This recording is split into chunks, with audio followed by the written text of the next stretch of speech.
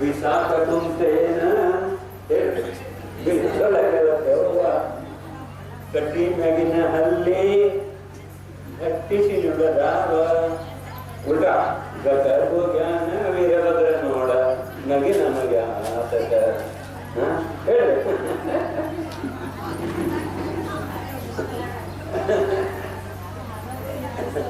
ಇಲ್ಲಮ್ಮ ನಾವು ಸಮುದ್ರಕ್ಕೆ ಹಾಕ್ತೀವಿ ಹಾಗೆಲ್ಲ ಅದು ನೆನಪು ಎಲ್ಲಿಂದ ರೊಟ್ಟಿ ಕಟ್ಟಾಗೆ ಮೇಲಿನ ಕೆಳಗೆ ಹೋಗ್ಬೇಕು ನೋಡಿ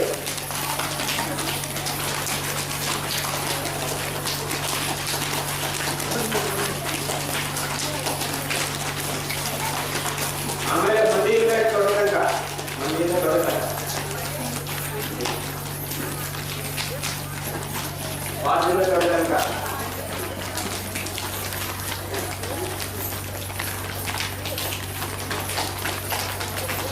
ಆಮೇಲೆ 2 ಮಟ್ಟಿ ಕಳೆದ್ರಿಂದ ಬಂದು ಹಿಂದೆ ಸವಾಲ್ ಎಲ್ಲ ಚೆನ್ನಾಗಿ ಯೋಗ ಮಾಡಿದ್ರೆ ಅಂತ ನಿಮಗೆ ಸವಾಲ್ ಅಂತ ಮಂದಿ ದೂರ ಬರ್ಕೊಳ್ಳಿ ಎಷ್ಟು ಸೀಟ್ ಇದೆಯಲ್ಲ ಅಲ್ಲೇ ತಿಳಿಸ್ತೀವಿ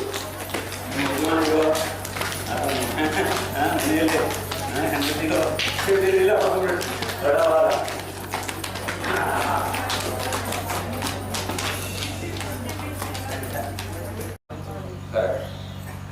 ಯಾಕೆಂದ್ರೆ ಪ್ರಕೃತಿಯಲ್ಲಿ ಸಿಗುವ ಪಂಚಭೂತಗಳು, ಪ್ರಕೃತಿ ಅಂದ್ರೆ ಪಂಚಭೂತಗಳು, ಆ ಪಂಚಭೂತಗಳನ್ನ ಔಷಧಿಯಾಗಿ ಗಿಡ ಮರ ಬಳ್ಳಿ ಪ್ರಾಣಿ ಪಕ್ಷಿಗಳು ಉಪಯೋಗಿಸ್ತಾ ಇದ್ದಾವೆ. ಅವುಗಳನ್ನ ನಾವು ಉಪಯೋಗಿಸಿ ಕಾಯಿಲೆ ವಾಸಿ ಮಾಡಿಕೊಂಡ್ರೆ ಅದು ಪ್ರಕೃತಿ ಚಿಕಿತ್ಸೆ. ಅದು ಬಿಟ್ಟು ಉಳಿದ ಏನಾದ್ರು ನಾವು ಬಳಸಿದ್ವಿ ಅಂದ್ರೆ ಅದು ಪ್ರಕೃತಿ ಚಿಕಿತ್ಸೆಯ ಪರಿಮಿತಿಯಲ್ಲಿ ಬರೋದಿಲ್ಲ. ಅದಕ್ಕಾಗಿ ಒಂದು ಬೇರೆ ಪದ್ಧತಿ ಇದೆ. ಅದು ಆ ಪದ್ಧತಿಗಳು ಬಹಳಷ್ಟು ಇದ್ದಾವೆ, ಅವುಗಳ ಬಗ್ಗೆ ನಾವು ಹೋಗೋದು ಬೇಡ. ಇದರಲ್ಲಿ ಪಂಚಭೂತದಿಂದ ಮಾಡತಕ್ಕಂಥ ಚಿಕಿತ್ಸೆ, ಪ್ರಕೃತಿ ಚಿಕಿತ್ಸೆ ಅಂದ್ರೆ ಪಂಚಭೂತಗಳಿಂದ ಮಾಡತಕ್ಕಂಥದ್ದು. ಮೊದಲೇ ಭೂತ ಯಾವುದು? ಆಕಾಶ. ಹೌದಾ? ಮೊದಲೇ ಭೂತ ಆಕಾಶ. ಆಕಾಶದ ಬಗ್ಗೆ, ಆಕಾಶ ಚಿಕಿತ್ಸೆ ಬಗ್ಗೆ, ಆಕಾಶ ಚಿಕಿತ್ಸೆ ಹೇಗೆ ಮಾಡ್ಕೊಳ್ಳೋದು ಅಂದ್ರೆ, ಒಂದು ನಾವು ಹೊರಗಡೆ ಬರೀ ಜಾಗಕ್ಕೆ ಹೋಗಿ ಬರ್ತಕ್ಕಂಥದ್ದು. ನೀವು ಬಾತ್ರ ಇರ್ತಂದ್ರೆ 1 ತಿಂಗಳಿಗೊಮ್ಮೆ ಹೊರಗಡೆ ಎಲ್ಲರ ಪ್ರವಾಸ, ನದಿ ದಂಡೆ, ಸಮುದ್ರ ಅಲ್ಲೆಲ್ಲರೂ ಹೋಗಿ ಬಂದ್ರೆ ಮನಸ್ಸು ರಿಲೀಫ್ ಆಗುತ್ತೆ. ಅದೇ ಪ್ರಕೃತಿ ಚಿಕಿತ್ಸೆ, ಬೇರೆ ಏನಲ್ಲ. ನೋಡಿ, ನೀವು ಹೋಗಿ ಬಂದ್ರೆ ಅಂದ್ರೆ ಎಲ್ಲಾದ್ರೂ ಕುಟುಂಬ ಸಮೇತ ಅಥವಾ ಸ್ನೇಹಿತರ ಜೊತೆಗೆ ಹೊರಗಡೆ ಹೋಗಿ ಬಂದ್ರೆ ಪ್ರಕೃತಿಯೊಂದಿಗೆ ಇದ್ದರೆ ಅದು ನಿಮ್ಮ ಒಳಗಡೆ ಹಸಿವನ್ನ ತಿಂಗಿಸುತ್ತೆ. ಅದೊಂದು ಹಸಿವನೇ. ಆಕಾಶ ಚಿಕಿತ್ಸೆ ನಮ್ಗೆ ಸಿಗ್ಲಿಲ್ಲ ಅಂದ್ರೆ ನಿಮ್ಮ ರೂಮ್ನಾಗ ಪಂಚ ಪರಮಾಣು ಕೊಡ್ತೀವಿ. ಜಿಲೇಬಿ, ಲಡ್ಡು, ಉಂಡಿ, ಏನೇನು ಬೇಕೆಲ್ಲ ತಂದು ಕೊಡ್ತೀವಿ. ಭಾಳ 1 ದಿವಸ ಇರ್ತೀವಿ, 2 ದಿವಸ ಇರ್ತೀವಿ. 3ನೇ ದಿವಸಕ್ಕೆ ಏನಾಗ ಹಾಕಿದೆ ಹೊರಗೆ ಹೋಗ್ಬೇಕಂತ ಅನ್ಸುತ್ತೆ. ಇಲ್ಲ ಗುಡಿ ಕಡೆ ಹೋಗಿ ಬರೋಣ, ಇಲ್ಲ ಸಾರಿ ಕಡೆ ಹೋಗಿ ಬರೋಣ, ಇಲ್ಲ ಕೆರೆ ಕಡೆ ಹೋಗಿ ಬರೋಣ ಅಂತ ಅನ್ಸುತ್ತೆ ಅಲ್ವಾ? ಅಂದ್ರೆ ಅದು ಒಳಗಡೆ ಡಿಮ್ಯಾಂಡ್ ಮಾಡ್ತಾ ಇರ್ತದ. ನಮ್ಗೆ ಗೊತ್ತಿತ್ತು ನಮಗೆ. ನೀವು ಹೊರಗೆ ಹೋಗಿ ಬರ್ತೀರಿ, ಫ್ರೆಶ್ ಆಗ್ತದೆ. ನೋಡಿ, ಹಿಂದೆ ಹೋದ್ರೆ ಇದು ಸೊಗಸು ಇರೋದಿಲ್ಲ. ನೀವು ಮನೆಯಲ್ಲೇ ಲೇಟಾಗಿ ಇರ್ರಿ, ಮನೆಯಲ್ಲೇ ನಿಮ್ಗೆ ಹೊರಗೆ ಹೋಗಿ ಬರಲಿಲ್ಲ ಅಂದ್ರೆ ಮನೆಯಲ್ಲಿ ಒಳಗಡೆ ಕೂತ್ಕೊಂಡ್ರೆ ಅಂದ್ರೆ ಕುಡಿದ ಗಾಳಿಯನ್ನು ಒಳಗಡೆ ಕೊಡ್ತಾ ಇದ್ರೆ ಅಂದ್ರೆ ನಿಮ್ಗೆ ಸೌಖ್ಯ ಇರೋದಿಲ್ಲ. ಬೆಳಗ್ಗೆ ಎದ್ದು ಕೂಡ ಹೊರಗಡೆ ಹೋದ್ರೆ ಅಂದ್ರೆ ಫ್ರೆಶ್ ಗಾಳಿ ಸಿಗ್ತದೆ. ಮನೆಯಲ್ಲಿ ಸೆಕೆಂಡ್ ಹ್ಯಾಂಡ್ ಏರ್ ಇರ್ತದ, ಅಂದ್ರೆ ನಾವು ಕುಡಿದು ಬಿಟ್ಟದ್ದು ಅಥವಾ ನಮ್ಮ ಬೇರೆಯವ್ರ ಮನೆಯವ್ರು ಕುಡಿದು ಬಿಟ್ಟಿದ್ದಿರ್ತದ. ಹೊರಗಡೆ ಹೋದ್ರೆ ಎಲ್ಲಿರ್ತದೆ? ಶುದ್ಧ ಗಾಳಿ ಇರ್ತದೆ. ಶುದ್ಧ ಗಾಳಿಯಲ್ಲಿ ಆಕ್ಸಿಜನ್ ಓದೋದಿದೆ. ಹಾಗಾಗಿ ಅದು ಒಂದು ಭಾಗ. ಅದ್ರ ಜೊತೆಗೆ ಆಕಾಶ ಹೇಗಿರುತ್ತೆ? ಖಾಲಿ ಇದೆ. ಸ್ಪೇಸ್ ಹೇಗಿದೆ? ಖಾಲಿ ಇದೆ. ಸೊ ಆ ಖಾಲಿ ಅಂದ್ರೆ ಏನು?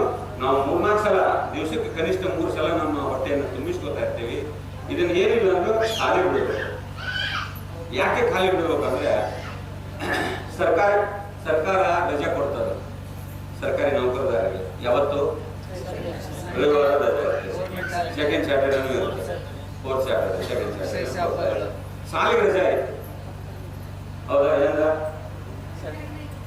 ಸಂಡೇ ಸಾಲಿಗೂ ರಜೆ ಆಯ್ತು, ಹೌದಾ? ಕೋರ್ಟಿಗೂ ರಜಾ ಕೊಡ್ತಾರ ಅವರು. ಕೋರ್ಟ್ನವರು ಕೊಡ್ತಾರೆ ಯಾವುದೋ ವಿಂಟರ್ ವೆಕೇಶನ್ ಅಂತೇನೋ ಅವ್ರೇನು ಹೇಳ್ತಾರೆ. ಅದಕ್ಕೆ ಬೇಸಿಗೆ ರಜಾ ಅಂತ ಹೇಳಿ, ಸಮರ್ ಹಾಲಿಡೇ ಅಂತ ಕೊಡ್ತಾರೆ ಅವರು ಕೋರ್ಟ್ನವರು. ಬ್ಯಾಂಕಿಗೆ ರಜೆ ಇದೆ, ಬ್ಯಾಂಕಿಗೆ ಇದೆ ಸಿಕ್ಕಾಪಟ್ಟೆ ರಜೆ. MNC ಕಂಪನಿಯವರು ವಾರದಾಗ 2 ದಿವಸ ರಜೆ ಆಗೋದು MNC ಕಂಪನಿ. ಹೌದಾ? ಅವರು ರಜೆ ಕೊಡ್ತಾರೆ. ರಜೆ ಕೊಡದೇ ಇದ್ದಾವೆ ಎಲ್ಲ. ಸ್ಟೇಟ್ ಗೌರ್ಮೆಂಟು ರಜೆ ಇದೆ, ಸೆಂಟ್ರಲ್ ಗೌರ್ಮೆಂಟು ರಜೆ ಇದೆ. ರೈತರು ರಜೆ ಕೊಡ್ತಾರೆ ಎತ್ತಿಗೆ, ಸೋಮವಾರ ಬೆಳೆ ಕೊಡೋದಿಲ್ಲ. ಆದ್ರೆ ನಾವು ಇದು ಫ್ಯಾಕ್ಟ್ರಿ, ಇದು ಈ ಫ್ಯಾಕ್ಟ್ರಿಗೆ ಮಧ್ಯಪ್ರದೇಶ ಇದು ಸ್ಟೇಟ್ ಗೌರ್ಮೆಂಟ್ ಅಲ್ಲ, ಸೆಂಟ್ರಲ್ ಗೌರ್ಮೆಂಟ್ ಇದು. ಈ ಸೆಂಟ್ರಲ್ ಗೌರ್ಮೆಂಟ್ಗೆ ರಜೆ ಇಲ್ಲ. ರಜೆ ದಿವಸ ಓಟಿ ಇರ್ತದೆ ಇದಕ್ಕೆ ಸ್ಪೆಷಲ್. ಅವತ್ತ ಬಜ್ಜಿ ಬೋಂಡ ಎಲ್ಲ ನಾನ್ ವೆಜ್ ಇದ್ದವ್ರು ಹೇಳೋರು ಬೇಡ, ಬೇರೆ ಬೇರೆ ತಂದವ್ರು ಮಾಡ್ತಿರ್ತಾರೆ. ರಜೆ ದಿವಸ ಇದಕ್ಕೆ ಓಟಿ ಇರ್ತದೆ. ಹೌದಾ? ಅವತ್ತು ರಜೆ ಇದೆ ಅಂತ ಹೇಳ್ಬಿಟ್ಟು ನೀವೆಲ್ಲ ತಾಯಿಂದ ಏನ್ ಮಾಡ್ತೀರಿ? ಒಡಿ, ಕಡುಬು, ಗಾಗಿ ಏನೇನು ಶುರು ಮಾಡ್ತೀರಿ. ಸೊ ಇದಕ್ಕೆ ಪಾಪ ಸೆಂಟ್ರಲ್ ಗೌರ್ಮೆಂಟ್ಗೆ ರಜೆ ಇಲ್ಲ. ಈ ಸೆಂಟ್ರಲ್ ಗೌರ್ಮೆಂಟ್ ರಜೆ ಇಲ್ಲ ಅಂದ್ಮೇಲೆ ನಾವು PM ಮೋದಿ ಸಾಹೇಬರು ಕೊಡ್ಬೇಕು, ನಾವು ಕೊಡ್ಬೇಕು, ಇದಕ್ಕೆ ನಾವು ಕೊಟ್ಕೋಬೇಕು. ಇದು ಪಾಪ ತಿನ್ಬೇಕ, ತಿಂದದ್ದು ಅದು ನಾಲಿಗೆ ಕಳ್ಳ ಅಂತ. ನಾಲಿಗೆ ಕಳ್ಳ, ಹೊಟ್ಟೆ ಸುರಿ ಮದಿ ಅಂತ. ಏನ್ ಆಗಿರ್ತದೆ? ಸುಮ್ಮನೆ ಇರ್ತದೆ ಪಾಪ. Tongue is thief, stomach is dumb ಅಂತ ಕರೀತಾರೆ ಹೆಚ್ಚು ಕಡಿಮೆ. ಅದಕ್ಕೆ ಪಾಪ ನೀವೇನು ರೊಟ್ಟಿ ಹಾಕಿ ಹ್ಞೂ ಅಂತಾರೆ, ಮುದ್ದೆ ಹಾಕಿ ಹ್ಞೂ ಅಂತಾರೆ, ಅನ್ನ ಹಾಕಿ ಹ್ಞೂ ಅಂತಾರೆ, ಬಜ್ಜಿ ಹಾಕಿ ಹ್ಞೂ ಅಂತಾರೆ, ಪಾನಿಪುರಿ ಹಾಕಿ ಹ್ಞೂ, ಮಸಾಲೆ ಪುರಿ ಹಾಕಿ ಅದಕ್ಕೂ ಪಿಜ್ಜಾ ಬರ್ಗರ್ ಹಾಕಿದ್ರು ಪಾಪ ಏನು ಸೆಟ್ಕೊಳ್ಳಲ್ಲ. ಆಮೇಲೆ ಕಷ್ಟ ಆಯ್ತಂದ್ರೆ ಆಮೇಲೆ ನಿಮಗೆ ಬರಿ ಹಾಕ್ಬಿಡ್ತದೆ ಆಮೇಲೆ. ಸೊ ಹಾಗಾಗಿ ಒಂದು ವೇಳೆ ಇದಕ್ಕೆ ರಜಾ ಕೊಡ್ಬೇಕಂತಿದ್ರೆ ಪ್ರೈಮ್ ಮಿನಿಸ್ಟರ್ ಆಗಲಿ, ಚೀಫ್ ಮಿನಿಸ್ಟರ್ ಆಗಲಿ ಕೊಡೋವಾಗಿಲ್ಲ, ಇದನ್ನು ನಾವೇ ಕೊಡ್ಬೇಕು. ಯಾಕೆಂದ್ರೆ ಬೆಳಗ್ಗೆ ಮಧ್ಯಾಹ್ನ 3 ಊಟ, ರಾತ್ರಿ 3 ಸಲ ತಿಂದು ಪಾಪ ಅದಕ್ಕೂ ಸಾಕಾಗಿರುತ್ತೆ. ಅದು ಸ್ವಲ್ಪ ರೆಸ್ಟ್ ಬೇಕಲ್ಲ, ಓವರ್ ಬೇಕಲ್ಲ. ನೀವು ಉಪವಾಸ ಇದ್ದೀರಿ ಅವಾಗ ಓವರ್ ಆಗುತ್ತೆ. ಸರಿ, ಹಾಗಾದ್ರೆ ಉಪವಾಸ ಹೇಗೆ ಮಾಡಬೇಕು? ಬಹಳ ಮುಖ್ಯ ಪ್ರಶ್ನೆ. ನೀರೇ ಕುಡಿಯೋದಿಲ್ಲ. ಅದಕ್ಕೆ ಉಪವಾಸದಲ್ಲಿ ಅದಕ್ಕೆ ನಾವು 8 ತರ ಹೇಳ್ತೀವಿ. ಒಂದು ನಿರ್ಜಲ ಉಪವಾಸ ಅಂತ ಹೇಳ್ತೀವಿ. ನಿರ್ಜಲ ಉಪವಾಸ, ನೀರು ಕುಡಿದೇ ಮಾಡ್ತಕ್ಕಂಥದ್ದು, ಅದು ವೈಜ್ಞಾನಿಕ ಅಲ್ಲ, ಮಾಡಬಾರದು, ತಪ್ಪು. ಅರ್ಥ ಸಾಮಾನ್ಯವಾಗಿ ನೋಡಿ, ಮನೆಯಲ್ಲಿ ಏನಾದ್ರು ಡೆತ್ ಆಗಿತ್ತಂದ್ರೆ ಅವ್ರು ನೀರು ಕುಡಿಯೋದಿಲ್ಲ. ದಯವಿಟ್ಟು ಆ ಟೈಮಲ್ಲಿ ನೀರು ಕುಡಿಯೋದು. ಏನು ನೀವು ಊಟ ಮಾಡಲಿಲ್ಲ, ಚಹಾ ಕುಡಿಲಿಲ್ಲ, ಬರೋದಿಲ್ಲ, ಏನಾರ ಮನೆಗೆ ಯಾರು ತೀರ್ಕೊಂಡು ಸಹಿತ ನೀರು ಕುಡಿಬೇಕು. ಇಲ್ಲ ಅಂದ್ರೆ ನೀರು ಕುಡಿಲಿಲ್ಲ ಅಂದ್ರೆ ಬಾಡಿನಲ್ಲಿ ಮೆಟಬಾಲಿಕ್ ಆಕ್ಟಿವಿಟಿ ಮುಖ್ಯ ಆಗ್ತದೆ, ಚಯಾಪಚಯ ಕ್ರಿಯೆ ನಡೀತಾ ಇರ್ತದೆ. ಅದಕ್ಕೆ ನೀರು ಬೇಕು. ಸಂಕಷ್ಟ ದಿವಸ ನೀರು ಕುಡಿಯಲ್ಲ ಕೆಲವರಿಗೆಲ್ಲ, ಅದು ಸರಿಯಲ್ಲ. ಬಹಳ ಮಂದಿ ಕುಡಿಯೋದಿಲ್ಲ, ಅದು ಸರಿಯಲ್ಲ, ವೈಜ್ಞಾನಿಕ ಅಲ್ಲ. ಯಾಕಂದ್ರೆ ಒಳಗಡೆ ಕ್ರಿಯೆ ನಡೀತಾ ಇರ್ತದೆ, ಉಸಿರಾಟ ನಡೀತಾ ಇರ್ತೀವಿ, ನೋಡ್ತಾ ಇರ್ತೀವಿ, ಹೇಳ್ತಾ ಇರ್ತೀವಿ, ಮಾತಾಡ್ತಾ ಇರ್ತೀವಿ. ಸೊ ಹಾಗಾಗಿ ಬಹಳ ಮುಖ್ಯ ಆಗಿದೆ. ಸೊ ಹಾಗಾಗಿ ನಿರ್ಜಲ ಉಪವಾಸ ವೈಜ್ಞಾನಿಕ ಅಲ್ಲ. ಡಿಟೇಲ್ ಅದ್ರ ಬಗ್ಗೆ ಹೋಗಲ್ಲ. 1ನೇ ಉಪವಾಸ ನಿರ್ಜಲ, ಅದು ಬೇಡ. 2ನೇದು ಜಲೋಪವಾಸ, ನೀರು ಕುಡಿದು ಉಪವಾಸ ಮಾಡೋದು. ಬಹಳ ಜನ 8, 10, 15, 25 ವಿಮಲಾದೇವಿ ಕಂಕ್ರಿ ಅಂತ ಹೇಳಿ ಬೆಂಗಳೂರಲ್ಲಿ ಒಬ್ಬಕ್ಕೆ ತಾಯಿ ಜೈನ್ ಸಂಘಕ್ಕೆ 97ನಲ್ಲೇನೆ ಆಕೆ ಉಪವಾಸ ಮಾಡ್ತಾ ಇದ್ರು. ಆಕೆ 33 ದಿನ ನೀರು ಕುಡಿದಿಲ್ಲ. ಇನ್ನೊಂದು ಸಾಮಾನ್ಯ ಉದಾಹರಣೆ ಕೊಡ್ತೀನಿ ನಿಮಗೆ. ಬೆಂಗಳೂರಿನಲ್ಲಿ ಗಂಗಾರಾಮ್ ಬಿಲ್ಡಿಂಗ್ ಇದೆ. ನಾವು ಅವಾಗ ರಾಮಕೃಷ್ಣ ಹೆಗಡೆ ಮುಖ್ಯಮಂತ್ರಿ ಇದ್ರು. ಆ ಸಂದರ್ಭದಲ್ಲಿ ನಾನು ಅಲ್ಲೇ ಎರಡೂವರೆ ಆಫೀಸಲ್ಲಿ ವರ್ಕ್ ಮಾಡ್ತಾ ಇದ್ದೆ. ಆ ಗಂಗಾರಾಮ್ ಬಿಲ್ಡಿಂಗ್ ಬಿತ್ತು 84ರಲ್ಲೇನೋ 86ರಲ್ಲೇ ಕಾಣ್ತದೆ. 84ನೇ ಇಸ್ವಿಯಲ್ಲಿ ಬಿತ್ತು. ಆಗ ನಾನು ಇನ್ನೂ ಪ್ರಗತಿಸಿ ಬಂದಿರಲಿಲ್ಲ, ಈ ವಿಷಯ ಗೊತ್ತಿರಲಿಲ್ಲ. ಆ ಗಂಗಾರಾಮ್ ಬಿಲ್ಡಿಂಗ್ ಬಿದ್ದಾಗ ಆ ಬಿಲ್ಡಿಂಗ್ ಅಲ್ಲಿ ಜನ ಸಿಕ್ಕಾಕೊಂಡ್ಬಿಟ್ರು. 20 ಫ್ಲೋರ್ ಕಟ್ಟಿದ್ದಾರೆ, 20 ಫ್ಲೋರ್ ಕುಸಿದ್ಬಿಟ್ಟಿದೆ ಮೆಜೆಸ್ಟಿಕ್ ಅಲ್ಲಿ. 20 ಅಲ್ಲ, 12 ಫ್ಲೋರ್ ಕಾಣ್ತದೆ. 12 ಫ್ಲೋರ್ ಕುಸಿದ್ಬಿಟ್ಟಿದೆ. ಅದರಲ್ಲಿ ಕೆಲವರಿಗೆ ಲೇಬರ್ಸ್ ಎಲ್ಲ ಸಿಕ್ಕಾಕೊಂಡ್ಬಿಟ್ಟಿದೆ. 7ನೇ ದಿವಸಕ್ಕೆ ಒಬ್ಬರು ತೆಗೆದಿದ್ದಾರೆ, ಒಬ್ಬ ಲೇಬರ್ ತೆಗೆದಿದ್ದಾರೆ. 7 ದಿವಸಕ್ಕೆ ನೀವು ಓದಿರ್ಬೋದು, ಕೇಳಿ ನಾವು ನೋಡಿದ್ವಿ. 7ನೇ ದಿವಸಕ್ಕೆ ತೆಗೆದಿದ್ದಾರೆ. ಅವನು ಬದುಕಿದ್ದ. ಅವನು ಮತ್ತೆ ಹೋಗಿ ವಿಕ್ಟೋರಿಯಾ ಹಾಸ್ಪಿಟಲ್ ಅಡ್ಮಿಟ್ ಮಾಡಿ ಅವನು ಬಚಾವಾದ. ಉಳಿದವರೆಲ್ಲ ಪಾಪ ತೀರ್ಕೊಂಡಿದ್ರು.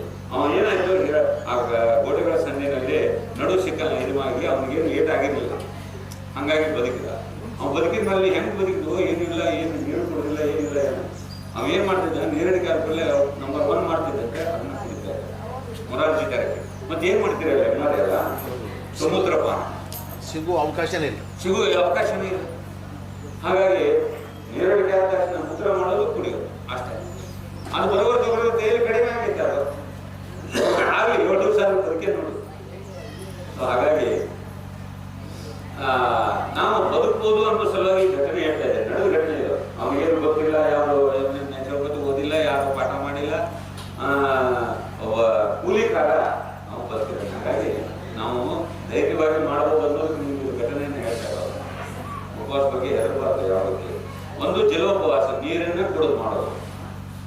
ಇನ್ನ ಪೌರಾಣಿಕ ಇದರಲ್ಲಿ ಬಂದು ಶ್ವೇತಕೇತುನ 15 ದಿವಸ ಅವರ ಅಪ್ಪ ಸ್ಟಡಿ ಮಾಡಿ ಬಂದ ಮೇಲೆ ಅವರಪ್ಪ ಆತ್ಮವಿದ್ಯೆಯನ್ನು ಕಲ್ತು ಬಂದಿ ಅಂತ ಕೇಳಿದಂತೆ. ಕೇಳಿದ ತಕ್ಷಣ ಇಲ್ಲ ಅಂತ ಅದು ನಮ್ಮ ಗುರುಗಳೇ ಹೇಳಿಕೊಟ್ಟಿಲ್ಲ ಅಂತ. ಅದಕ್ಕಾಗ ನೀವು ನೀರು ಕುಡಿದಿರೋ ಏನು ತಿನ್ಬೇಡ ಅಂತ. ಸರಿ ಅಂತ ನಾವು ಶ್ವೇತಕೇತು ಇದ್ದ 15 ದಿವಸ ಇದ್ದ ಬರೀ ನೀರು ಮೇಲೆ. ಅದು ಪೌರಾಣಿಕದಲ್ಲಿ ಬರ್ತದೆ. ಈಗ ನಮ್ಮಲ್ಲಿ ಬಹಳ ಜನ ಇದ್ದಾರೆ. ಆ ವಿಮಲಾದೇವಿ ಕರ್ಕರಿ ಸಹಿತ 97ನೇ ಇಸ್ವಿನಲ್ಲಿ ಬೆಂಗಳೂರಿನಲ್ಲಿ 33 ದಿವಸ ಬರೀ ನೀರು ಮೇಲೆ. ಅದಾದ್ಮೇಲೆ ದಿವಸದಲ್ಲಿ ಅವರು ಮೊನ್ನೆ ನಿನ್ನೆ ಹೇಳಿದಂತ ಪರಿಮಳ ಅಂತ ಹೇಳಿ ಸೇಲಮ್ಮದ ಒಂದು ಹೆಣ್ಮಗಳ ಕತೆ ಆ ಪೋಸ್ಟ್ನಲ್ಲಿ ಕೆಲಸ ಮಾಡ್ತಿರಲ್ಲ, ಅಕ್ಕಿ ಸಹಿತ 11 ದಿವಸ ಬರೀ ನೀರ್ ಮೇಲೆ ಇದ್ರು. 11ನೇ ದಿವಸಕ್ಕೆ ಜ್ಯೂಸ್ಗೆ ಚೇಂಜ್ ಮಾಡಿದ್ರು ಅವರು. ಹಾಗಾಗಿ ನೀರು ಕುಡಿದು ಇರಬಹುದು ಸಾಧ್ಯ ಇದ್ದವರು. ನೀವೇನು ತಲೆ ಕೆಡಿಸ್ಕೋಬೇಡಿ. ಒಂದನೇದು ನಿರ್ಜಲ ಉಪವಾಸ, ಎರಡನೇದು ಜಲೋಪವಾಸ. ನಿರ್ಜಲ ಉಪವಾಸ ವೈಜ್ಞಾನಿಕ ಮಾಡಬಾರ್ದು. ಇನ್ನ ಜಲೋಪವಾಸ ಮಾಡಬಹುದು 1 ದಿವಸ 2 ದಿವಸ ನಿಮ್ ಕೆಪಾಸಿಟಿ ಇರುತ್ತೆ. ಅದಾದ್ಮೇಲೆ ರಸೋಪವಾಸ ಅಂತೀವಿ. ರಸೋಪವಾಸ ಅಂದ್ರೆ ರಸ ಕುಡಿದು ಇರೋದು. ಎಂತ ರಸ? ನಿಮಗೆ ನಾನು ಅಮೃತಾಹಾರ ಪುಸ್ತಕದಲ್ಲಿ ಕೊಟ್ಟಿದ್ದೀನಿ. ಅಂದ್ರೆ ನೀವು ಯಾವುದೇ ರಸ ತಗೊಳ್ಳಿ. ಸೊಪ್ಪಿನ ರಸ ಒಳ್ಳೆಯದು. ಬೆಸ್ಟ್ ಅಂದ್ರೆ ಸೊಪ್ಪಿನ ರಸ. ಯಾವುದೇ ಸೊಪ್ಪು, ಕರಿಬೇವು ಇರ್ಬೋದು, ಕೊತ್ತಂಬರಿ ಇರ್ಬೋದು, ಪಾಲಕ್ ಸೊಪ್ಪು ಇರ್ಬೋದು, ಕಂಟಿ ಸೊಪ್ಪು ಇರ್ಬೋದು, ಯಾವುದೇ ಸೊಪ್ಪಿನ ರಸ ಕುಡಿಯಕ್ಕೆ ಯಾವ್ದು ನಿಮ್ಗೆ ಇಷ್ಟ ಆಗುತ್ತೆ ಅದು. ಅಥವಾ ತುಳಸಿ ಇರಲಿ, ಬೆಲ್ವ ಇರಲಿ, ಯಾವ ಸೊಪ್ಪಿನ ರಸ ಒಂದು ಮಾಡಿ ತಗೊಳ್ತಕ್ಕಂಥದ್ದು ಸೊಪ್ಪಿನ ರಸವನ್ನು. ಇಲ್ಲ ಹಣ್ಣಿಂದು ಹಣ್ಣು ಭಾಳ ಫ್ರಿಜ್ಜಲ್ಲಿದ್ದು ಅದು ಬೆಳೆಯಲ್ಲ, ಆಗ ಫ್ರೆಶ್ ಅಂತ ಆಗ ಮಾಡ್ಕೊಂಡು ಕುಡಿಯಿರಿ. ಹಣ್ಣಿನ ರಸ, ಹಣ್ಣಿನ ರಸ ಆಗ್ಬೋದು, ಸೊಪ್ಪಿನ ರಸ ಆಗ್ಬೋದು, ತರಕಾರಿ ರಸ. ಯಾವುದೇ ತರಕಾರಿ, ಸೌತೆಕಾಯಿ ಇರಲಿ ಅಥವಾ ಬೀಟ್ರೂಟ್ ಇರಲಿ,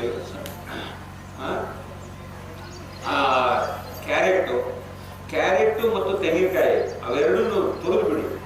ಅದಕ್ಕೆ ಹಾಲು ಬರ್ತದೆ. ಕ್ಯಾರೆಟ್ ಇದ್ದು ಹಾಲು ಬರ್ತದೆ, ತೆಂಗಿನಕಾಯಿ ಹಾಲು ಬರ್ತದೆ. ಅವೆರಡು ಮಿಕ್ಸ್ ಮಾಡಿ ಬಹಳ ಚೆನ್ನಾಗಿರ್ತದೆ. ಅದಕ್ಕೆ ಸ್ವಲ್ಪ ನೀರು ಮಿಕ್ಸ್ ಮಾಡಿ, ಏಲಕ್ಕಿ ಒಂದು ಹಾಕಿದ್ರೆ ಸ್ವಲ್ಪ ಬೆಲ್ಲ ಹಾಕಿ ಫಸ್ಟ್ ಕ್ಲಾಸ್ ಆಗುತ್ತೆ. ಕೋಕೋಕೋಲಾ ಪಂಟ ಏನು ಇಲ್ಲ, ನ್ಯಾಚುರಲ್. ನಿನ್ನೆ ತಾಯಿ ಹೇಳ್ತಾರೆ ಮಾಡ್ತಾರೆ. ಅದ್ರ ಬದಲಿ ಮನೆಯಲ್ಲೇ ನೀವೇ ಸಿರಿಧಾನ್ಯಗಳಿಂದ ಮಾಡ್ಕೊಳ್ಳಿ. ನೆನೆ ಹಾಕಿಬಿಟ್ಟು ಅವುಗಳಿಂದ ನೀವು ಮನೆಯಲ್ಲಿ ರಾಗಿ ಮಾಡ್ಕೊಳ್ಳಿ. ಬೇರೆ ಅಂಗಡಿಯಿಂದ ತಂದು ಮಾಡ್ತಾರಲ್ಲ, ಅದರಲ್ಲಿ ಏನು ಕೆಮಿಕಲ್ ಹಾಕಿರ್ತಾರೋ ಅದು ನಮ್ಗೆ ಗೊತ್ತಾಗಲ್ಲ. ಅವು ಆಗಿನ ಮಟ್ಟಿಗೆ ನಮ್ಮ ತೊಂದರೆಯನ್ನು ಕಡಿಮೆ ಮಾಡುತ್ತೆ ಇಲ್ಲ ಅನ್ನೋದಿಲ್ಲ. ಏನು ಡಬ್ಬಾ ಕಂಪ್ನಿಗಳು ಬಂದಿದ್ದೆಲ್ಲ ಅವ್ರೇನ್ ಮಾಡ್ತಾರೆ, ನೀವು ಏನ್ ಮಾಡೋದಾದ್ರೆ ಇದು ಕುಡಿತಾ ಇರ್ರಿ ಅಂತ ಹೇಳ್ಬಿಟ್ಟು ನಮಗೆ ಅವನ್ನ ಕುಡಿಸ್ತಾರೆ. ನಾವು ಅವ್ರ ಕುರಿತು ಬಲಿಯಾಗಿ ಒಂದು 5-6 ವರ್ಷ ನಮ್ಗೆ ಗೊತ್ತಾಗಲ್ಲ. 7-8 ವರ್ಷ ಆದ್ಮೇಲೆ ಅದು ಕಿಡ್ನಿ ಮೇಲೆ ಎಫೆಕ್ಟ್ ಆಗಿ ಕಿಡ್ನಿಗಳ ಕಳ್ಕೊಂಡ್ಬಿಡ್ತೀವಿ. ಆಮೇಲೆ ಏನು ಮಾಡೋಕ್ಕಾಗಲ್ಲ, ಅದಕ್ಕೆ ಏನು ಮಾಡೋಕ್ಕಾಗಲ್ಲ. ರಿಪೇರಿ ಬೆಲ್ಲ ಆಗ್ತೀವಿ. ನಮ್ಗೆ ಆಗಿನ ಮಟ್ಟಿಗೆ ನನ್ನ ತೂಕ ಕಡಿಮೆ ಇದ್ದ, ನಾನು ಏನು ತಿನ್ನೆಲ್ಲ ಮಾಮೂಲಿ ತಿಂತಾ ಇದ್ದೀನಿ, ಜೊತೆಗೆ ಇದು ಕುಡಿತಾ ಇದ್ದೀನಿ ಅರ್ಧೊಂದು ಡ್ರಿಂಕ್ ಅಂತ. ಆ ಡ್ರಿಂಕ್ ಬದಲಿ ನೀವು ಮನೆಯಲ್ಲೇ ತಾಯಂದಿರು ಈ ಮಕ್ಕಳಿಗೆ ಸರಿ ಮಾಡ್ತಿರಲ್ಲ, ನೆನೆ ಹಾಕಿಬಿಟ್ಟು ರಾಗಿ ಮಾಡಬೇಕು. ಫಸ್ಟ್ ಸಜ್ಜೆ, ನವಣೆ, ಆಮೇಲೆ ಹುರುಳಿ ನೆನೆ ಹಾಕೋದು. ನೆನೆ ಹಾಕಿ ಒಣಗಿಸ್ಬಿಟ್ಟು ಈ ಮಗುವಿಗೆ ನೀವು ಗಂಜಿ ಮಾಡ್ತಿರಲ್ಲ, ಆ ತರ ಮಾಡ್ಕೊಳ್ಳಿ. ಆ ತರ ಮಾಡ್ಕೊಂಡು ಮನೆಯಲ್ಲಿ ಇಟ್ಕೊಳ್ಳಿ. ಡಬ್ಬೆಯಲ್ಲಿ ನೀವು ಲಗ್ನ ಮಾಡ್ಕೊಂಡು ಕಾಳುಗಳು ಸೇರಿಸಿ ಮಾಡ್ಬೋದು. ಒಂದೊಂದು ಪ್ರಯೋಗ ಮಾಡಿ, ತೊಂದರೆ ಇಲ್ಲ. ಹಾಗೆ ಆ ತರ ಮಾಡಿದ್ರೆ ಬಹಳ ಒಳ್ಳೆಯದು. ಬೇಡ ಅಂತಿಲ್ಲ ನಿಮಗೆ. ಅದು ಈ ಡಬ್ಬಗಳಿದೆಯವಲ್ಲ, ಅದರಲ್ಲಿ ಏನು ಹಾಕಿರ್ತಾರೋ ನಮ್ಗೆ ಗೊತ್ತಿರೋದಿಲ್ಲ. ಅದು ಇದು ಸ್ಟಿರಾಯ್ಡ್ ಹಾಕಿರ್ತಾರೆ ಅಂತ ಕೇಳಿದ್ದೀನಿ ಹೆಚ್ಚು ಕಡಿಮೆ. ಈ ಸ್ಟಿರಾಯ್ಡ್ ಅಂದ್ರೆ ಏನಾಗುತ್ತೆ ಅಂದ್ರೆ ಆಗಿನ ಮಟ್ಟಿಗೆ ನಿಮ್ಗೆ ಅನುಕೂಲ ಕಂಡದ್ರು ಸಹಿತ ಮುಂದಕ್ಕೆ ತೊಂದರೆ. ಕೆಮಿಕಲ್ ಪ್ರಿಸರ್ವೇಟಿವ್ಸ್ ಹಾಕಿರ್ತಾರೆ. ಕೆಡಬಾರ್ದಂತೇಳಿ ಅವು ಎಸ್ ಹೌದು ಕೆಮಿಕಲ್ ಪ್ರಿಸರ್ವೇಟಿವ್ ಸರ್ ಹೇಳ್ತಾರೆ. ಯಾಕಂದ್ರೆ ಅವ್ರಿಗೆ ಗೊತ್ತು ಇದ್ರ ಬಗ್ಗೆ, ಅವರು ದವಾಖಾನೆಯಲ್ಲಿ ಕೆಲಸ ಮಾಡ್ತಾರೆ ಅಂತ ಅವ್ರಿಗೆ ಮಾಹಿತಿ ಇದೆ. ಆ ಪ್ರಿಸರ್ವೇಟಿವ್ ಇಂದ ನಮಗೆ ತೊಂದರೆ ಆಗ್ತಾ ಇರೋದ್ರಿಂದ ನೈಸರ್ಗಿಕವಾಗಿ ನಮ್ಮ ಮನೆಯಲ್ಲೇ ಮಾಡ್ಕೊಳ್ಳಿ ಅಂತ. ಮಾಡಕ್ಕೆ ಸ್ವಲ್ಪ ಟೈಮ್ ಬೇಕು, ನೀವು ಶ್ರಮ ವಹಿಸ್ಬೇಕು ಇದು. ಸೊ ಮೊನ್ನೆದು ನಿರ್ಜಲ, ಜಲೋಪವಾಸ, ರಸೋಪವಾಸ. ರಸೋಪವಾಸ ಅಂದ್ರೆ ಫಲೋಪವಾಸ ಅಂದ್ರೆ ಹಣ್ಣು, ನಾವು ಜ್ಯೂಸ್ ಕುಡ್ಕೊಂಡಿರಕ್ಕಾಗಲ್ಲ ಅಂದ್ರೆ ಹಣ್ಣು ತಿನ್ಕೊಂಡಿರ್ಬೋದು. ಒಂದು ವಾರ ಗಟ್ಟಲೆ ಹಣ್ಣು ತಿನ್ಕೊಂಡಿರಿ. ಬೆಳಗ್ಗೆ 1 kg ಹಣ್ಣು ತಿನ್ರಿ, ಮಧ್ಯಾಹ್ನ 1 kg ತಿನ್ರಿ, ಸಾಯಂಕಾಲ 1 kg. ಇಲ್ಲ ಬೆಳಗ್ಗೆ 1 ಪಪ್ಪಾಯ, ಮಧ್ಯಾಹ್ನ 1 ಪಪ್ಪಾಯ, ರಾತ್ರಿ 1 ಪಪ್ಪಾಯ. ಇಲ್ಲ ಕಲ್ಲಂಗಡಿ ಬೆಳಗ್ಗೆ 1 ಅರ್ಧ, ಮಧ್ಯಾಹ್ನ ಅರ್ಧ, ರಾತ್ರಿ ಒಂದೇ. ಸೊ ಹೀಗೆ ಫಲೋಪವಾಸ, ಹಣ್ಣುಗಳು ತಿನ್ಕೊಂಡಿರೋದು ಫಲೋಪವಾಸ. ಆಮೇಲೆ ಇನ್ನು 5ನೇದು ಕಲ್ಪೋಪವಾಸ ಅಂತ ಬರುತ್ತೆ. ಕಲ್ಪೋಪವಾಸ ಅಂದ್ರೆ ಮಾವಿನ ಸೀಸನ್ ನಲ್ಲಿ ಬರೀ ಮಾವಿನ ಹಣ್ಣು ಇರ್ತಾವ, ಮಾವಿನ ತಿನ್ಕೊಂಡಿರೋದು. ಬೆಳಗ್ಗೆ ಮಧ್ಯಾಹ್ನ ಸಾಯಂಕಾಲ 3 ಒಂದೇ ತರದ ಹಣ್ಣು ತಿನ್ಕೊಂಡ್ರೆ ಅದು ಮ್ಯಾಂಗೋ ಕಲ್ಪ ಅಂತ ಕರೀತಾರೆ, ಮಾವಿನ ಹಣ್ಣಿನ ಕಲ್ಪ. ಕೆಲವರು ಹಾಲು ಕುಡಿದು ಇರ್ತಾರೆ, ಇಲ್ಲ ಕೆಲವರು ದ್ರಾಕ್ಷಿ ಕಲ್ಪ. ನಮ್ಮ ಸ್ನೇಹಿತ ಒಬ್ಬರು SBM ಬ್ರಾಂಚ್ ಮೈಸೂರಲ್ಲಿ ಶಿವಕುಮಾರ್ ಅಂತ ಹೇಳಿ ಕ್ಯಾಶ್ ಸೆಕ್ಷನ್ ಅಲ್ಲಿ ಇದ್ರು, SBM ಕ್ಯಾಶ್ ಅಲ್ಲಿ. ಅವರಿಗೆ ಅಸ್ಮಾ ಪ್ರಾಬ್ಲಮ್. ಅವ್ರ ಸಿಸ್ಟರ್ನ ಆಯುರ್ವೇದಿಕ್ ಡಾಕ್ಟರ್ ಇದ್ರು. ಆದ್ರೂ ಸಹಿತ ಅವ್ರು ಲೇಯಾಗಿ ಎಲ್ಲ ತಗೊಂಡು ಅವ್ರಿಗೇನು ಕಡಿಮೆ ಆಗಿರಲಿಲ್ಲ ಅಸ್ಮಾ. ಯಾವಾಗ ಪ್ರಕೃತಿ ಚಿಕಿತ್ಸೆಗೆ ಬಂದ್ಮೇಲೆ ಅವರು ದ್ರಾಕ್ಷಾ ಕಲ್ಪ ಮಾಡಿದ್ರು. ದ್ರಾಕ್ಷಿ ಅಂತ ಬೆಳಗ್ಗೆ 1 ಅರ್ಧ kg ಅವ್ರು ಶ್ರೀಮಂತಿ ತೊಳೆದಿಟ್ಬಿಡ್ತಿದ್ರು, ತಟ್ಟೆ ಒಳಗೆ ಹಾಕಿ. ಇನ್ನು ಬ್ಯಾಂಕಿಗೆ ಹೋಗುವಾಗ ಇನ್ನೊಂದು ಅರ್ಧ kg ಬ್ಯಾಗಲ್ಲಿ ಹಾಕಿ ಕಳಿಸ್ಬಿಡ್ತಾ ಇದ್ರು. ಆಮೇಲೆ ಅವರು ಬರುತ್ತಾ ದ್ರಾಕ್ಷಿ ತಿನ್ಕೊಂಡು ಹೋಗಿದ್ರು ಬ್ಯಾಂಕ್ ಹೋಗಿ. ಒಂದು 40 ದಿವಸ ಮಾಡಿರ್ಬೇಕಾಗ್ತದೆ. 40 ದಿವಸ ಬರೀ ದ್ರಾಕ್ಷಿನಲ್ಲೇ ಅವರು ಕೊನೆಯಲ್ಲಿ ಪ್ರಯೋಗ ಮಾಡ್ತಾ ಇದ್ರು. ದ್ರಾಕ್ಷಿ ಹಂಗೆ ತಿನ್ನೋದಕ್ಕಿಂತ ಜ್ಯೂಸ್ ಮಾಡಿಕೊಡೋದು ಬಹಳ ಚೆನ್ನಾಗಿರ್ತಾ ಇತ್ತು ಅಂತ ಹೇಳ್ತಾರೆ. ಅದು ಕರೆ ದ್ರಾಕ್ಷಿ. ಬಟ್ ದ್ರಾಕ್ಷಿಗೆ ಇನ್ನೊಂದು ನೆನಪಿಟ್ಕೊಳ್ಳಿ, ಔಷಧಿ ಜಾಸ್ತಿ ಹಾಕಿರ್ತಾರೆ. ಔಷಧಿ ಇಲ್ಲದನ್ನು ಉಪಯೋಗಿಸೋದು ಒಳ್ಳೆಯದು. ಇಲ್ಲಾಂದ್ರೆ ಆ ಔಷಧಿನಲ್ಲೇ ಸ್ನಾನ ಆಗಿರ್ತದೆ, ಅದು ಮಜ್ಜನ ಮಾಡಿರ್ತಾರೆ. ದ್ರಾಕ್ಷಿ ಬಹಳ ಆಗ್ತಿರ್ತಾರೆ. ಅದಕ್ಕಾಗಿ ಆ ತರ ನೈಸರ್ಗಿಕ ಬೆಳೆಯೋ ದ್ರಾಕ್ಷಿ ನೈಸರ್ಗಿಕ ಬೆಳೆಗಾರರಿಗೆ ಪ್ರೋತ್ಸಾಹ ಕೊಟ್ಟು ಜಾಸ್ತಿ ಬೆಲೆ ಆದರೂ ಕೊಂಡ್ಕೊಂಡು ನೈಸರ್ಗಿಕವಾಗಿ ತಗೊಂಡು ಉಪಯೋಗಿಸೋದನ್ನು ಕಲಿಯೋಣ. Sir 1 minute. ಬೇಸಿಗೆ ಕಾಲದಾಗ ಬೇಸಿಗೆ ಹೀಟು ಅಂದರೆ ಆ ಪ್ರಕೃತಿ ಅವ್ರದ್ದು ಹೀಟ್ ಇರ್ತದೆ. ನೀವು ಆ ಸಮಯದಲ್ಲಿ ಆ ಮಾವಿನ ಹಣ್ಣಿನೂ ಕೂಡ ಅದು ಹೀಟ್ ಆಗ್ತದೆ. 3 ಸಾರಿನೂ ಅವನೇ ತೊಗೊಳಕ್ಕೆ ಕಡ್ಡಿಲ್ಲ ಏನೋ ಏನು ಎಫೆಕ್ಟ್ ಅನ್ಸಲ್ಲ? ಏನೂ ಆಗೋದಿಲ್ಲ, ಏನಾಗೋದಿಲ್ಲ. ನಮ್ಮಲ್ಲಿ ಏನಾಗಿದೆ, ಮಂಗಳಾರತಿ ತಗೊಂಡ್ರೆ ಹೀಟು, ತೀರ್ಥ ತಗೊಂಡ್ರೆ ಕೋಲ್ಡು ಅಂತ ನಮ್ಮಲ್ಲಿ ಬಂದ್ಬಿಟ್ಟಿದೆ.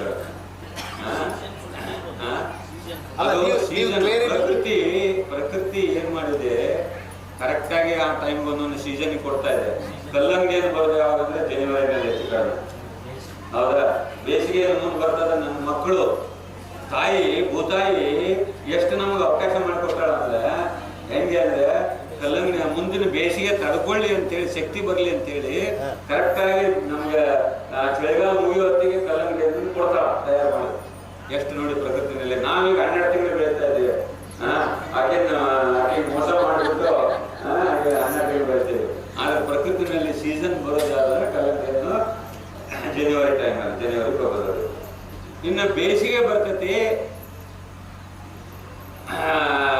ಅದಕ್ಕಾಗಿ ಕಲ್ಲಂಗಡಿ ಅಂತ ಬಂತು. ಇನ್ನು ನೆಕ್ಸ್ಟ್ ಮಳೆಗಾಲ ಬರ್ತೈತಿ ಅಂತ ಹೇಳ್ಬಿಟ್ಟು ಆ ಮಳೆಗಾಲ ತಡೆಯೋಕ್ಕೋಸ್ಕರ ಮಾವಿನ ಹಣ್ಣು ಸೀಸನ್ ಬೇಸಿಗೆ ಕಾಲದಲ್ಲಿ ಬರ್ತದೆ. ಮಾವಿನ ಹಣ್ಣು ಸೀಸನ್ ಯಾಕೆ ಬರ್ತಂದ್ರೆ ಮಳೆಗಾಲದಲ್ಲಿ ಚಳಿಯಾಗಿ ನನ್ನ ಮಕ್ಕಳು ಪಾಪ ನಡುತ್ತಾವ, ಅದಕ್ಕಾಗಿ ಮಾವಿನ ಹಣ್ಣು ಕೊಡೋದಂತೇಳಿ ಆ ಟೈಮಿಗೆ ಕರೆಕ್ಟಾಗಿ ಮಾವಿನ ಹಣ್ಣು ಪ್ರಕೃತಿ ಬೋಧಾಯ ನಮ್ಗೆ ಮಾಡಿಕೊಡ್ತಾರೆ. ಅದು ಅವಾಗ ಆ ಟೈಮಲ್ಲಿ ನಾವು ಯಥೇಚ್ಛವಾಗಿ ತಂದ್ಬೇಕು. ಈಗೆಲ್ಲ ಕಾಲದಲ್ಲಿ ಸಿಗ್ತದೆ ಮಾವಿನ ಹಣ್ಣು. ನೀವು ಬೇಕಂದ್ರೆ ಸಿಗುತ್ತೆ. ಈಗೆಲ್ಲ ಫ್ರಿಜ್ಜಲ್ಲಿ ಇಟ್ಬಿಟ್ಟು ಕೊಡ್ತಾರೆ. ಇದೆ ಏನ್ ಸರ್?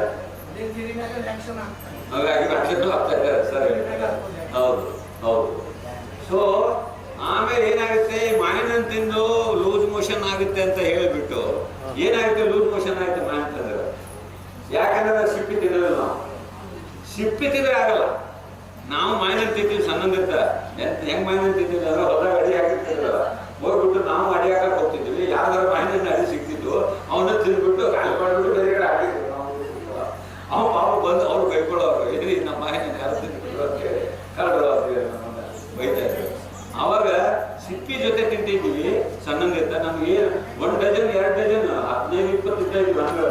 ನಮಗೇನು ಲೂಸ್ ಮೋಷನ್ ಆಗ್ತಿರ್ಲಿಲ್ಲ. ಈಗ ಬೆಂಗಳೂರು ಕಡೆ 1-2 ಅವರ್ ತಿಂದ್ರೆ ಏನು ಸರ್ ಲೂಸ್ ಮೋಷನ್ ಆಗುತ್ತೆ ಹೆಂಗೆ ತಿನ್ನೋದು ಅಂತಿರ್ತಾರೆ ನಮಗೆ. ಹಾಗಾಗಿ ಸಿಪ್ಪೆ ಸಮೇತ ತಿಂದಿದ ಲೂಸ್ ಮೋಷನ್ ಆಗಲ್ಲ ಸರ್. ಅದಕ್ಕೆ ಅದನ್ನು ಫಸ್ಟ್ ನಿಲ್ಲಿಸ್ಬೇಕು. ಕರೆಕ್ಟು, ಕೆಮಿಕಲ್ ಇಲ್ಲದೆ ಸಿಗ್ತಾವ. ಆ ಸಿಗುವಂಗ ನೀವು ಮಾಡ್ಕೋಬೇಕು. ರೈತರ ಸಂಪರ್ಕ ಮಾಡ್ಕೊಳ್ಳಿ. ನೋಡಪ್ಪ, ನೀನು ಕೆಮಿಕಲ್ ಹಾಕ್ಬೇಡ, ನಿಮ್ಗೆ 4 ದುಡ್ಡು ಹೆಚ್ಚಿಗೆ ಕೊಡ್ತೀನಿ. ಅವನಿಗೆ ಬೇಕಾಗಿದ್ದು ದುಡ್ಡು, 4 ದುಡ್ಡು ಹೆಚ್ಚಿಗೆ ಕೊಡ್ತೀನಿ, ನನಗೆ ಕೆಮಿಕಲ್ ಇಲ್ಲದೆ ಕೊಡು. ಧಾರವಾಡದಲ್ಲಿ ನಮಗೆ ಗಾಂಧಿ ಭವನ್ ಅಂತಿದೆ, ಅಲ್ಲಿ ಕೆಲವರು ಮಾವು ಬೆಳೆಗಾರರು, ಅಲ್ಲಿ ಬಹಳ ಜನ ಮಾವು ಬೆಳೀತಾ ಇದ್ದಾರೆ. ಅವರು ಅದರಲ್ಲಿ ಕೆಲವರೆಲ್ಲ ನಾವು ಕೆಮಿಕಲ್ ಫ್ರೀ ಅಂತ ಹಾಕಿದ್ದಾರೆ. ಅವ್ರು ಹೋಗಿ ನೋಡ್ಕೊಂಡ್ ಬಂದೀವಿ. ಅಂಥವನ್ನೆಲ್ಲ ತಗೊಂಡು ನಾವು ಇದಕ್ಕೆ ಒಗ್ಗಟ್ಟಾಗಬೇಕು. ಕೆಮಿಕಲ್ ಇಲ್ಲದೆ ಬೆಳೀತಕ್ಕಂಥ ರೈತರಿಗೆ ಪ್ರೋತ್ಸಾಹ ಮಾಡಿ ಆ ಒಂದು ಧಾನ್ಯಗಳನ್ನ, ಸಿರಿಧಾನ್ಯಗಳನ್ನಾಗಲಿ ಇವುಗಳನ್ನಾಗಲಿ ಬೆಳೆಸಿ ಅವುಗಳನ್ನು ಉಪಯೋಗ ಮಾಡೋದು ನಾವು ಕಲಿಬೇಕಾಗಿದೆ. ಕೆಮಿಕಲ್ ಇತ್ತಂದ್ರೆ ಏನು ಮಾಡೋಕ್ಕಾಗಲ್ಲ, ವಿಧಿ ಇಲ್ಲ, ಅದರಲ್ಲೇ ಒದ್ದಾಡ್ಬೇಕಾಗ್ತದೆ ನಾವು. ಅವ್ರು ಕೆಮಿಕಲ್ ತಿಂದು ನಮಗೆ ಕ್ಯಾನ್ಸರ್ ಜಾಸ್ತಿ ಆಗ್ತಾ ಇರೋದು ಆ ಕೆಮಿಕಲ್ ಇದೆ ಇವತ್ತು ದಿವಸ. ಫಲೋಪವಾಸ ಅಂತಂದ್ರೆ ಫಲವನ್ನ, ಹಣ್ಣುಗಳನ್ನ ತಿನ್ಕೊಂಡಿರೋ ಅದು ಫಲೋಪವಾಸ. ಕಲ್ಪ ಉಪವಾಸ ಅಂದ್ರೆ ಒಂದೇ ತರದ ಹಣ್ಣನ್ನು 40 ದಿವಸವರೆಗೆ ತಿನ್ನೋದು ಕಲ್ಪ ಉಪವಾಸ. ಹೌದು, ಒಂದೇ ತರ. ಕಲ್ಪ ಅಂತಂದ್ರೆ ನೀವು ಒಂದು 48 ದಿವಸ ಹೇಳ್ತಾರೆ. 45 ದಿವಸಕ್ಕೆ ಒಂದು ಕಲ್ಪ ಅಂತ ಹೇಳ್ತಾರೆ. ನಮ್ಮ ದೇಹದಲ್ಲಿ ತಿಂದ ಆಹಾರ 49ನೇ ದಿವಸಕ್ಕೆ ಅಂಡಾಣು ವೀರ್ಯಾಣುವಾಗಿ ಬದಲಾಗುತ್ತೆ. ಅದು 49 ದಿವಸಕ್ಕೆ ಒಂದು ಕಲ್ಪ ಅಂತ, 48 ದಿವಸಕ್ಕೆ ಒಂದು ಕಲ್ಪ ಅಂತ ಕರೆಯೋದು ಹೆಚ್ಚು ಕಾರಣ.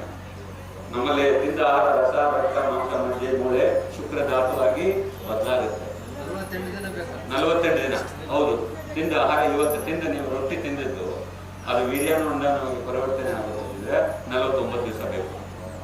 7 ದಿವಸಕ್ಕೆ ರಸ ಆಗುತ್ತೆ, ಇನ್ನು 7 ದಿವಸಕ್ಕೆ ರಕ್ತ ಆಗುತ್ತೆ, 15 ದಿವಸ ಆಗುತ್ತೆ. ಇವತ್ತು ತಿಂದ ರೊಟ್ಟಿ ರಕ್ತ ಆಗುತ್ತೆ ನಮ್ಮ ದೇಹದಲ್ಲಿ, 15 ದಿವಸ ಟೈಮ್ ಕೊಡುತ್ತೆ. ಆಮೇಲೆ ಅದು ರಸ, ರಕ್ತ, ಮೇಧಸ್ಸು, ಫ್ಯಾಟ್, ಮೂಳೆ, ಮಜ್ಜೆ, ಆಮೇಲೆ ಶುಕ್ರ ಅಂಡಾಣು ವೀರ್ಯಾಣುವಾಗಿ ಪರಿವರ್ತನೆ ಆಗ್ತಕ್ಕಂಥದ್ದು.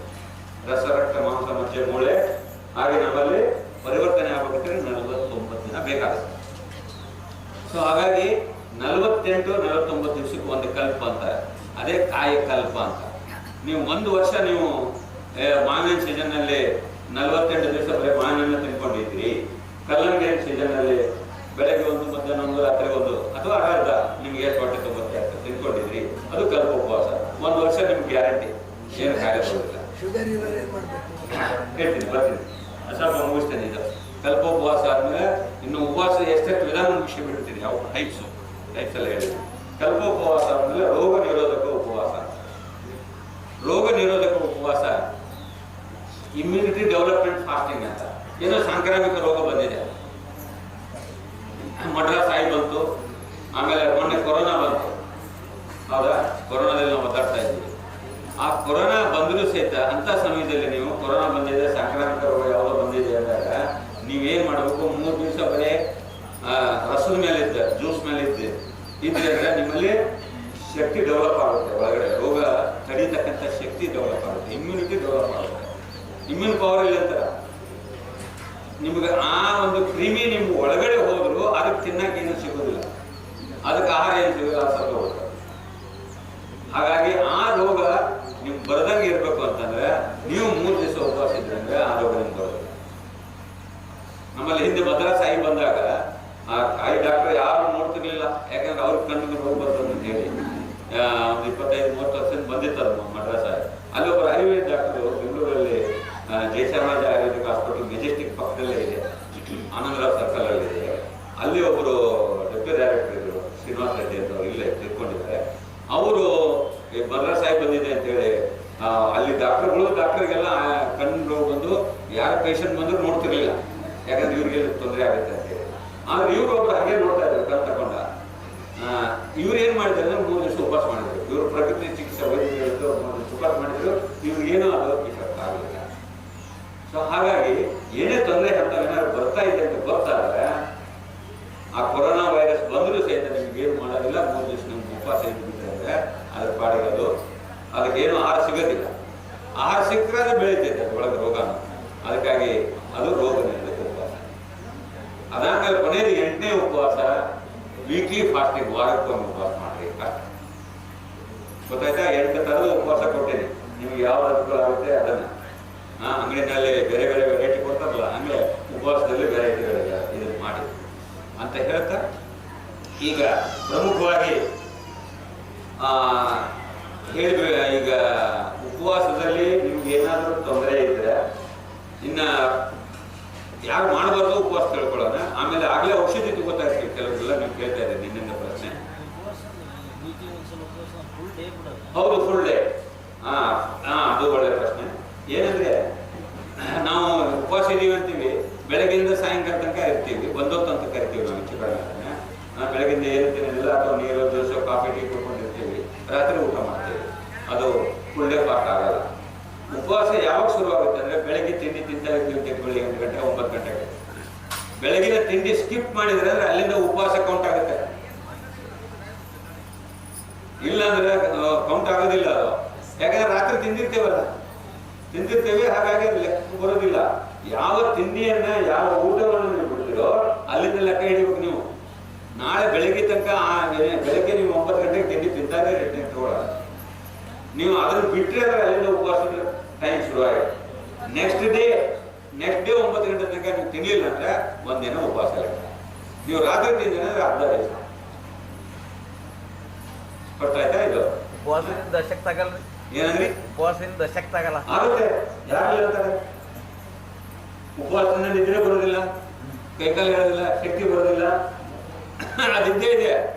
ಅವು ಟೆಂಪರರಿ. ಅವು ಉಪವಾಸ ಅದು ಟೆಂಪರರಿ. ಅದು ನೀವು ಹೇಳ್ತಾ ಇರೋದು ನೇತ್ರಗಳು ಕಾಣಿಸವು. ಸರ್ವಜ್ಞ ಹೇಳ್ತಾನೆ, ಉಪವಾಸ ಇದ್ರೆ ನೇತ್ರಗಳು ಕಣ್ಣು ಕಾಣೋದಿಲ್ಲ, ಶ್ರೋತ್ರಗಳು ಕಿವಿ ಕೇಳೋದಿಲ್ಲ, ಗಾತ್ರಗಳು ಎದ್ದು ನಡೆಯವು, ಅಂದ್ರೆ ಎದ್ದು ನಡೆಯಕ್ಕಾಗಲ್ಲ ಕಾಲು. ಕೂಡೊಂದು ರಾತ್ರಿ ತಪ್ಪಿದರೆ ಸರ್ವಜ್ಞ, ಒಂದು ದಿವಸ ಕೂಡ್ ತಪ್ಪಿದ್ರೆ ಅಕ್ಕೈತಿ ಅಂತ. ಅಕ್ಕೈತಿ ಅದು ಇಲ್ಲ ಅನ್ನೋದಿಲ್ಲ. ನಿದ್ದೆಗಳು ಬಾರವು, ನಿದ್ದೆ ಬರೋದಿಲ್ಲ ಉಪವಾಸ ಇತ್ತಂದ್ರೆ. ನಿದ್ದೆಗಳು ಬಾರವು, ಬುದ್ಧಿಗಳು ತೋತವು, ಬುದ್ಧಿ ಗೊತ್ತಾಗೋದಿಲ್ಲ, ಮುದ್ದಿನ ಮಾತು ಸೊಗಸದು, ಮೋನದ ಮುದ್ದೆ ತಪ್ಪಿದರೆ ಸರ್ವಜ್ಞ. ಆಮೇಲೆ ಇನ್ನೂ ಹೇಳ್ತಾನೆ, ಕಣ್ಣುಗಳು ಇಳಿಯುವವು, ಬಣ್ಣಗಳು ಅಳಿಯುವವು, ಹುಣ್ಣಿಮೆ ಹೊಸ ಸಸಿ ಎಂತೆ ಹಸನವನು ಉಣ್ಣದವನು ಒಡಲು ಸರ್ವಜ್ಞ. ಏನೇನಾಗುತ್ತೆ ಎಲ್ಲ ಹೇಳ್ಬಿಟ್ಟ, ನೀವು ಒಂದೇ ಹೇಳ್ತಿದ್ರಿ. ಕೂಳಿಲ್ಲದವನ ಒಡಲು ಹಾಳು ಮನೆಯಂತಕ್ಕು, ಕೂಳಿಲ್ಲದವನ ಒಡಲು ಹಾಳು ಮನೆಯಂತಕ್ಕು, ಹೇಳದೆ ಹೊಕ್ಕು ಖಜಗಳಿಂ ತನು ಒಡೆದು ಹಾಳ ಎಂತಕ್ಕು ಸರ್ವಜ್ಞ. ನಿಮಗೆ ಬಹಳಷ್ಟು ಆಗುತ್ತೆ. ಆದರೆ ಕೆಲವು ತೊಂದರೆ ಬಂದಾಗ ಉಪವಾಸ ಮಾಡೋದನ್ನ ವಿಧಾನ ಕಲ್ತ್ಕೊಂಡಿರ್ಬೇಕು.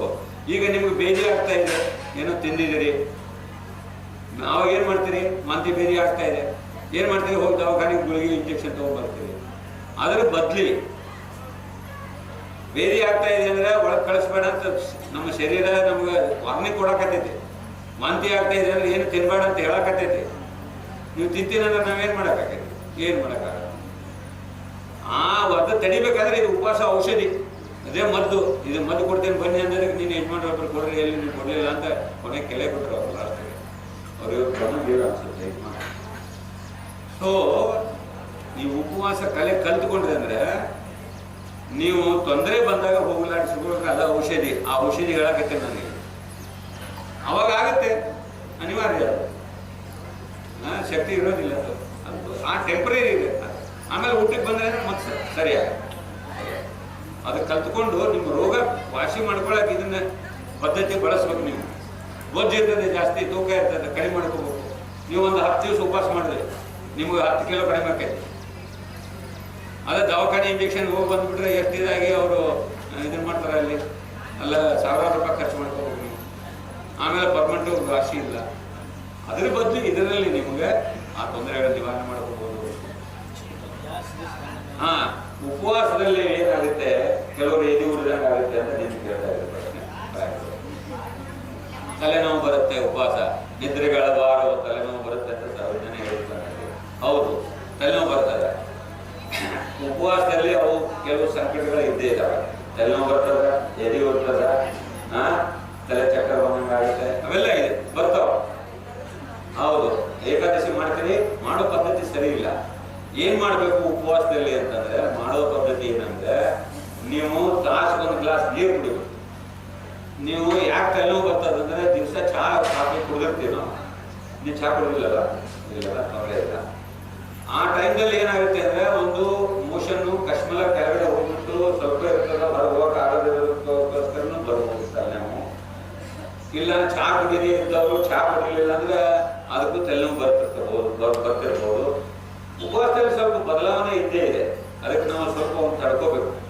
ಆ ಟೈಮ್ದಲ್ಲಿ ಏನ್ ಮಾಡ್ಬೇಕು ಅಂತಂದ್ರೆ ಒಂದು ಒದ್ದೆ ಬಟ್ಟೆ ಹಣೆಗೆ ಹಾಕೊಳ್ಳೋದು, ಹಣೆ ಮೇಲೆ ನೀರಿನಲ್ಲಿ ಒಂದು ಒದ್ದೆ ಬಟ್ಟೆ ಹಾಕಿ ಸ್ವಲ್ಪ ಹೊತ್ತು ಮಲ್ಕೊಳ್ಳಿ. ಶವಾಸನದಲ್ಲಿ, ಶಾಂತಿ ಆಸನದಲ್ಲಿ, ಯೋಗದಲ್ಲಿ ಇರ್ತೀವಲ್ಲ ಶವಾಸನ ಶಾಂತಿ ಆಸನದಲ್ಲಿ. ಸೊ ಇಂಥದ್ದೊಂದು ಬಟ್ಟೆ ಇಟ್ಕೊಂಡು ಹಣೆ ಮೇಲೆ ಒದ್ದೆ ಮಾಡ್ಕೊಂಡು ಹಣೆ ಮೇಲೆ ಇಟ್ಕೊಂಡು ಮಲ್ಕೊಳ್ಳಿ. ಒಂದು 10 ನಿಮಿಷ ಮಾಡ್ಕೊಂಡ್ರೆ ಕಡಿಮೆ ಆಗ್ತದೆ. ಹಂಗೆ ಏನಾರ ರೆಮಿಡಿ ಮಾಡ್ಕೋಬೇಕು. ಮತ್ತೆ ಅದಕ್ಕೆ ಜಂಡು ಬಾಂಬ್ ಹಚ್ಚಿಕ್ಕೆ ಉಪಯೋಗ ಆಗಲ್ಲ. ಇಲ್ಲ ಅಕ್ಯುಪ್ರೆಷರ್ ಅಂತ ಇದೆ, ಯಾರ ಅಕ್ಯುಪ್ರೆಷರ್ ಅಂತ ಕಲ್ತ್ಬಿಟ್ಟು ಈ ಬೆರಳವನ್ನ 2 ನಿಮಿಷ ಒತ್ತೋದು. ಹೆಬ್ಬೆರಳ ಇದು ತಲೆ ಭಾಗ, ಇದು ಕತ್ತಿನ ಭಾಗ, ಇದು ಹೊಟ್ಟೆ ಭಾಗ, ಇದು ಎಡಗಾಲ, ಇದು ಬಲಗಾಲ, ನಮ್ಮ ಬಲಗಾಲು, ಇದು ಎಡಗಾಲು, ಇದು ಇದು ಎಡಗೈ, ಇದು ಬಲಗೈ, ಇದು ಎಡಗಾಲು, ಇದು ಬಲಗಾಲ. ಹಂಗೆ ಈಚೆಗಡೆ ಸಹಿತ ಇದು ಕತ್ತಿನ ಭಾಗ ನೋಡಿ, 2 ಪೋರ್ಷನ್ ಇದೆ. ಈ ನೆಕ್ಕಲ್ಲಿ 2 ಇದಾವೆ. ಮತ್ತೆ ಇದು ಬಲಗೈ ನೋಡಿ, ಇದರಲ್ಲಿ 3 ಭಾಗ ಇದೆ. ಸೊ ಇಲ್ಲಿಯೂ ಸಹಿತ ಇಲ್ಲೊಂದು ಜಾಯಿಂಟ್ ಇದೆ, ಇಲ್ಲೊಂದು ಜಾಯಿಂಟ್ ಇದೆ, ಇಲ್ಲೊಂದು ಜಾಯಿಂಟ್ ಇದೆ, ಇಲ್ಲೂ 3 ಭಾಗ ಇದೆ ನೆಚ್ಚಿಗಳು. ಹಂಗೆ ಇಲ್ಲೂ 3 ಭಾಗ, ಇಲ್ಲೂ ಸಹಿತ ಇದು ಬಲಗಾಲ, ಇದು ಹೊಟ್ಟೆ ಭಾಗ. ಎಲ್ಲ ಸ್ವಿಚ್ ಬೋರ್ಡ್ ಇದಾವೆ, ನಮ್ಮ ದೇಹದ ಸ್ವಿಚ್ ಬೋರ್ಡ್ ಕೈಯಲ್ಲಿ ಇದಾವೆ.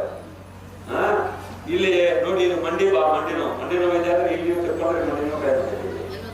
ಇದು ಪಾದದಲ್ಲಿರೋದು, ಇದು ಸೊಂಟದಲ್ಲಿ ಏನಾದ್ರು ಹೆಚ್ಚು ಕಡಿಮೆ ಅಂತಂದ್ರೆ ಇಲ್ಲಿ ತಿಳ್ತಾ ಇದ್ರೆ ಇಲ್ಲಿ ಸೊಂಟ ನೋವು ಕಡಿಮೆ ಆಗುತ್ತೆ. ಸೊ ಹೀಗೆ ದೇಹದಲ್ಲಿರೋದು ತಲೆನೋವು ಬಂದಾಗ